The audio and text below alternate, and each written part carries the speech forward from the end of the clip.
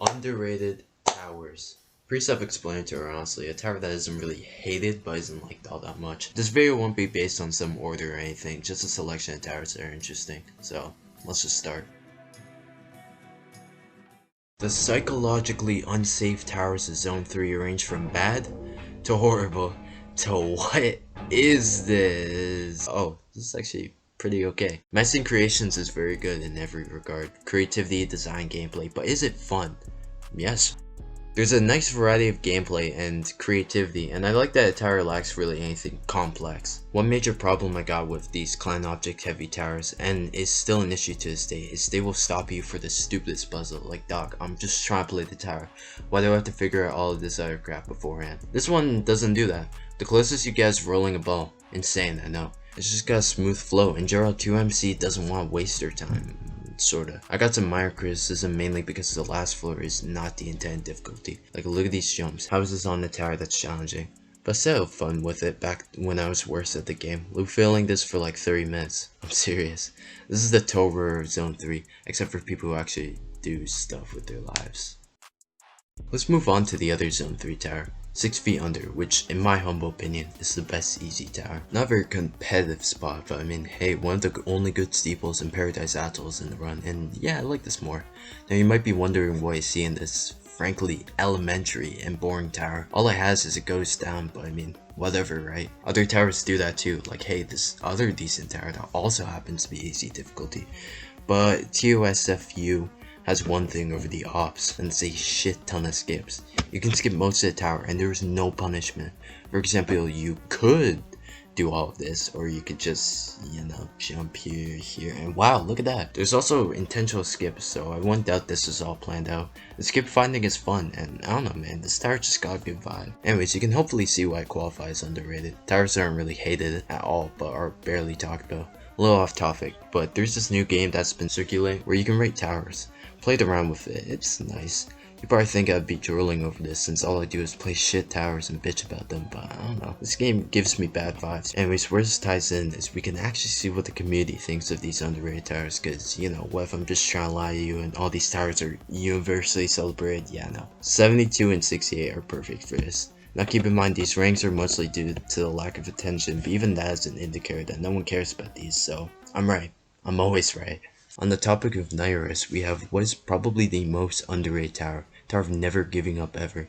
Be honest y'all, who actually cares about this shit? Wouldn't be surprised if you've never heard of it. This tower is kind of designed to not stand out, like at all. You know, you think Ring 7 and you're like, oh shit, oh this is amazing, and then Tongue is just like, big wraparound. Innovative, but Punky fucking Joe, of all people, says it's best. It just feels like Ring 7 TOIE. I hate how out of anyone in the live stream, Punky Joe said that. Anyways, this tower is amazing. Like TOIE, it's creative in subtle ways. Throughout, you'll see pretty cool stuff happening, but it's used in very insignificant ways. Like the first ever cutscene in JToH history shows that the skill break moved. Goodfellas got competition. See what I mean when I say this tower is made to not stand out? But I do appreciate the basic elements, mainly the gameplay is just straight solid. There's a lot of freedom in your progression, which I appreciate. You can high jump a lot of shit, and it seems somewhat intended. Okay, I lied, it's definitely not intended, but I like it. Hey look, Punky Joe's hat is in this one. That's neat. Oh, the final two are in Zone 4. Now, let's just get this out of the way. No tower in Zone 4 is bad. Emphasis on tower. Okay fine, Suki sucks, but everything else is pretty damn good. But there are two towers that get bad reps that I don't think deserve it. Starting with Dance Dance Destruction.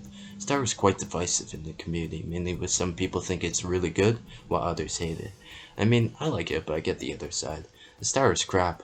Like it just straight up is. The box pushing thingy, I don't know what it's called, but it's genuinely awful. Plus the boss is the lamest shit I've ever played in my life, as well as the building is pretty bad. But the gameplay is great.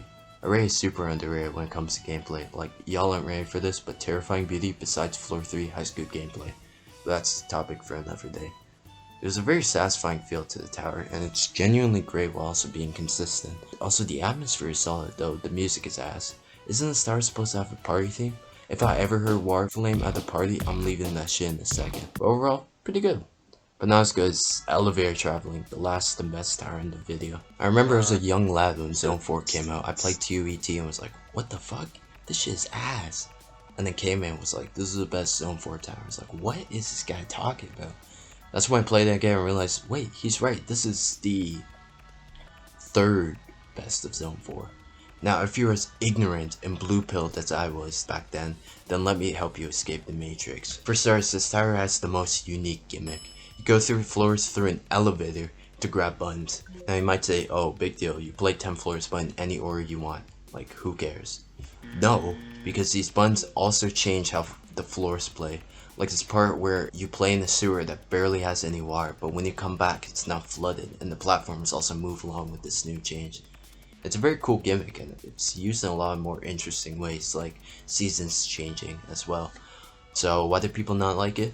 The biggest elephant in the room is just the design and the length. Start takes a little too long, but I think it's worth it by the end. And the design is just a product of the gimmick and the insane amount of button platforms there are in this tower, I think. Don't quote me on that. Another thing I forgot to add is the gameplay is quite good too, being simplistic but not boring. It's varied. Also, I appreciate the flow, it's consistent. Another thing, I like the last jump. Okay, there's not that much to talk about, but it's really good, okay? Wow, that was a horrible way to end this, but I genuinely have nothing else to say, So, in conclusion, there's some other towers I think I could fit in here, like Lethargy, but I'm just not in the mood. Incredible reasoning, I know. Shout out to Brief Challenges. I was going to talk about it, but I don't know, it's a lot worse than I remember, as it's quite inconsistent, but I still like it. Alright, I'm done. See ya.